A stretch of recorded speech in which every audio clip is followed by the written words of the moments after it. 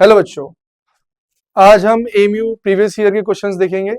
जैसे कि आपने देखा होगा, हमने लास्ट वीडियो में मोशन इन स्ट्रेट लाइन के देखे थे। तो आज हम क्वेश्चन देखेंगे मोशन इन अ प्लेन के। तो ये 2023 का एमयू का क्वेश्चन है। क्वेश्चन क्या कहता है? The distance travel by a particle is given by T square minus 60 plus 5। The time before it stop the net distance travel by the particle would be. मतलब पार्टिकल के रुकने से पहले वो कितना डिस्टेंस ट्रेवल कर चुका होगा। अगर मैं इसको डिफरेंशिएट करूं तो हमारे पास आ जाएगी वेलोसिटी 2t माइनस 6। तो अगर मैं पहले ये पता कर लूं कि वो कब जाके रुकेगा, तो वेलोसिटी हम 0 रख देते हैं, t हो जाएगा ये। तो ये आ गया हमारे पास 6 2t, t की वैल्यू हमारे पास बेटा 3 सेकेंड। मतलब आफ्टर 3 सेकेंड ये पार्टिकल रुक जाएगा और हमें पता करना है कि रुकने से पहले वो कितना चल चुका होगा। तो अगर हम सेकेंड इक्वेशन यूज करें, s equal to u t plus half a t square, तो पहले हमें चेक करना पड़ेगा कि इनिशियल वेलोसिटी कितनी थी। तो यहां पे पुट कर देते हैं। तो इनिशियल वेलोसिटी हम लोगों की हो जाएगी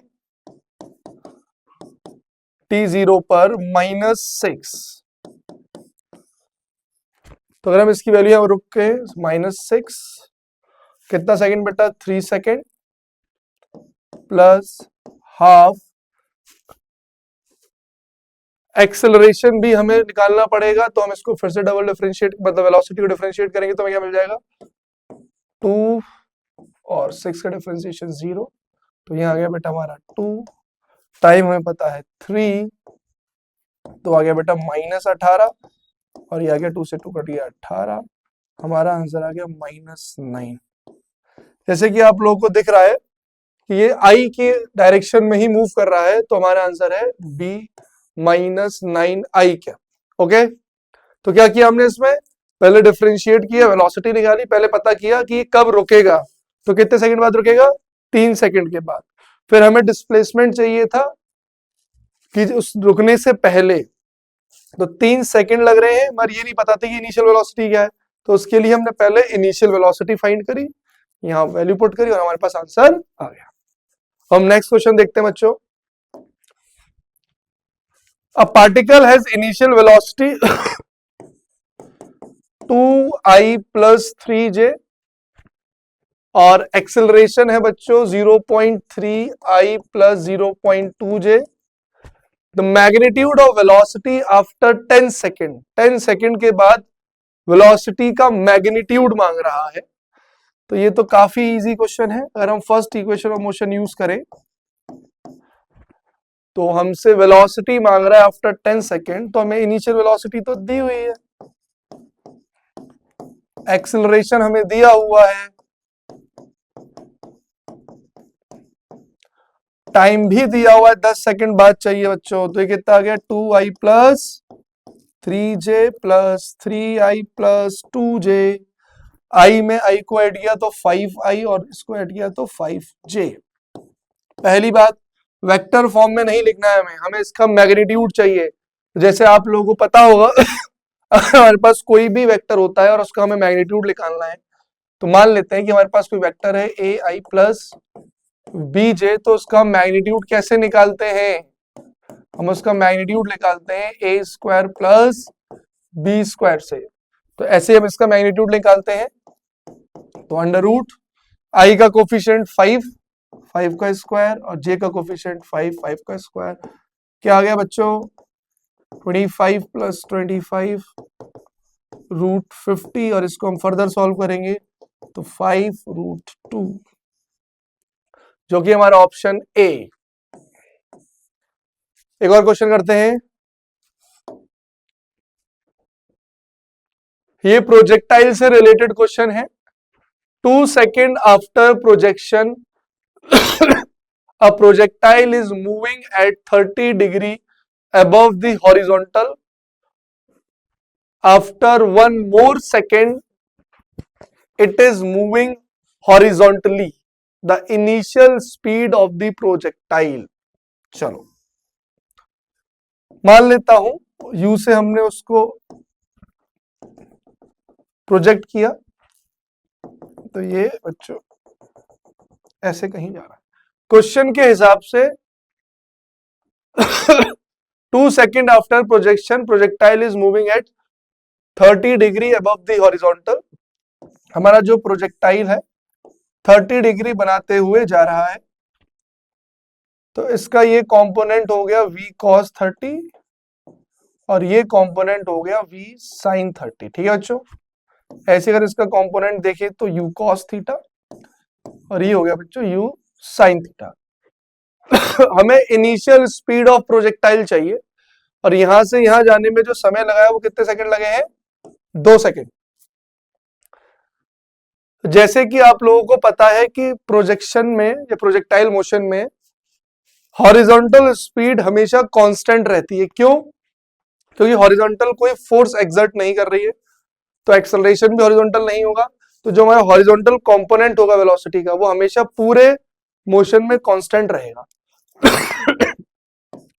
तो हॉरिजॉन्टल स्पीड कांस्टेंट रहने वाली है। तो अगर हम उसको लिखे, कैसे लिखेंगे हम लोग कि u cos theta is going to be v cos 30। ठीक है बच्चों, मगर वर्टिकल स्पीड चेंज हो रही है क्योंकि ग्रेविटी वर्क कर रही है। तो ये इनिशियल स्पीड है और ये फाइनल वर्टिकल स्पीड है। तो अगर मैं पहला इक्वेशन y में लिख दूं तो फाइनल वेलोसिटी है बच्चों मेरी v sin 30, इनिशियल है u sin थीटा क्योंकि मुझे थीटा नहीं पता, और हम ऊपर की तरफ जाते तो माइनस का g, और टाइम कितना लग रहा है बच्चों? 2। ठीक है, तो v sin 30 u sin theta और टी जी। एक इक्वेशन बच्चों हमारे ये आ गई और एक इक्वेशन हमारे ये आ गई। आगे क्या कह रहा था कि after 1 more second it is moving horizontally. तो हमें यहां से भी कुछ इनपुट लेना पड़ेगा। 2 सेकेंड में वो यहां पहुंचता है, after 1 second it is going moving horizontally. It means कि ये बिल्कुल अपनी टॉप की पोजीशन पे आ चुका है, हाईएस्ट पॉइंट पर। तो हाईएस्ट पॉइंट पे अगर ये पहुंच रहा है तो कितने सेकंड में? 3 सेकंड में यहां से। तो जैसे कि आप लोगों को पता है बॉटम से टॉप तक पहुंचने का टाइम क्या है? u sin theta by g, time of flight का आधा, कि टोटल टाइम ऑफ फ्लाइट कितना होता है? 2u sin थीटा जी। तो यहां से अगर हम इसको 3 लिख दें और इसको हम यहां से u sin थीटा कैलकुलेट कर लें तो हमारा u sin थीटा आ जाएगा बच्चों 30। इसको भी हम लोग यूज करेंगे अभी। ओके, इस u sin थीटा को हमने लिख दिया बच्चों 30 और यहां लिख दिया 20, तो ये कितना आ गया? 10, और आ गया v sin 30 आ गया हमारा 10। अब हम इसको इरेज कर देते हैं इस डायग्राम को।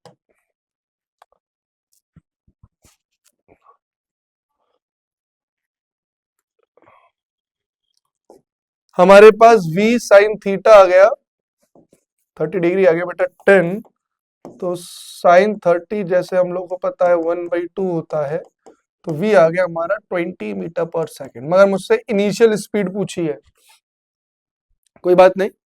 तो हमारे पास v कैलकुलेट हो गया, cos 30 मिल गया, बस हमें ये वाला थीटा चाहिए, हमारा आंसर हमारे पास आ जाएगा। हमारे पास इक्वेशन थी एक अभी जो हमने निकाली थी v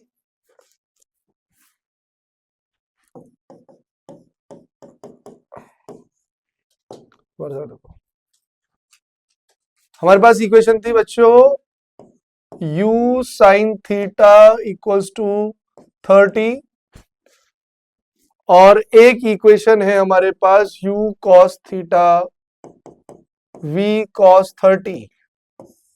जैसे कि आपको दिख रहा है कि मैंने v कैलकुलेट कर लिया था जो मैं यहां पुट करने वाला था, पर थीटा हमारे पास अभी भी अननोन है, तो पहले उसकी तलाश करते हैं।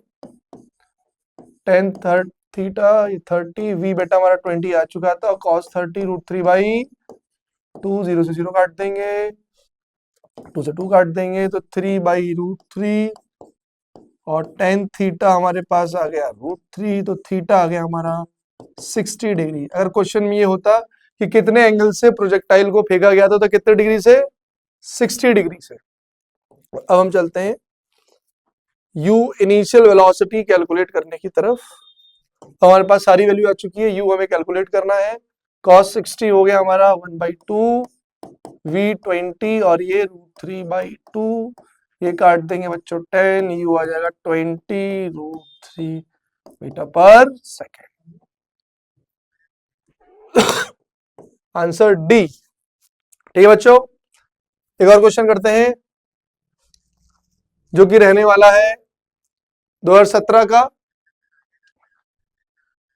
A ball is dropped vertically from height d above the ground. It hits the ground, bounces up vertically to a height d/2. मतलब एक बॉल को हमने d हाइट से फेंका, वो वापस बाउंस हुई और d/2 तक चली गई। ठीक है बच्चों, हमसे पूछ रहा है तो velocity v varies with the height h above the ground. तो सबसे पहले अगर हम ये देखें कि इसमें कौन से आंसर हो ही नहीं सकते, तो जब आपने बॉल को ड्रॉप किया तो आपकी वेलोसिटी की डायरेक्शन ये है, अगर आप इसको पॉजिटिव ले रहे हैं तो इसको नेगेटिव लेना पड़ेगा, और वेलोसिटी बोला है, स्पीड बोला नहीं है, तो इसमें ये ग्राफ हो ही नहीं सकता क्योंकि तो दोनों एक ही क्वाड्रेंट में आ गई है, पॉसिबल नहीं है। ऐसे ही ये भी पॉसिबल नहीं है, दोनों एक ही क्वाड्रेंट में है। अब ये दो बच्चे हमारे पास, या आंसर बी होगा या फिर सी। पर हमसे वेलोसिटी का ग्राफ पूछ रहा है, ड्रॉप किया गया है बॉल को, तो u 0 है। तो आप गौर से देखेंगे तो ये स्ट्रेट लाइन तो नहीं होने वाला ग्राफ, क्योंकि रूट आ रहा है, तो ये भी आंसर नहीं होगा। तो आंसर होने वाला है हमारा बी। एक और क्वेश्चन करते हैं बच्चों, और ये इस वीडियो का लास्ट क्वेश्चन रहेगा। जैसे कि आपने देखा होगा, हमने सारे क्वेश्चन इस बार देख लिए हैं जो पीवाईक्यू थे इस चैप्टर से रिलेटेड। तो ये क्वेश्चन है ट्रेजेक्ट्री के ऊपर प्रोजेक्टाइल की, और हमें इक्वेशन दी हुई है px माइनस qx स्क्वायर। इसके लिए हमें जनरल इक्वेशन का पता होना बहुत जरूरी है। ठीक है बच्चों, हमसे पूछ रहा है टाइम ऑफ फ्लाइट। तो टाइम ऑफ फ्लाइट का फॉर्मूला हम सबको पता है। अगर मैं कंपैरिजन करूं कोफिशिएंट को, तो हमारा tan थीटा निकल के आता है बच्चों p, और q निकल के आता है g/2 u square cos square theta. tan theta को मैं चाहूं तो sin theta upon cos theta लिख सकता हूं, और यहां से sin थीटा को मैं लिख सकता हूं p cos थीटा। ये सब मैं क्यों कर रहा हूं, क्योंकि टाइम ऑफ फ्लाइट के फॉर्मूले में मुझे साइन नहीं दिख रहा, तो साइन को तो हटाना पड़ेगा, तो मैंने कॉस की फॉर्म में लिख दिया।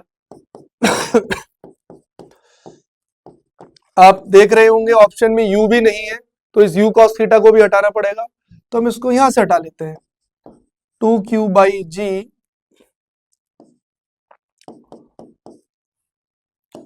u square cos square theta, reciprocal कर लेंगे तो हम लोग u square cos square theta g/2q हो जाएगा।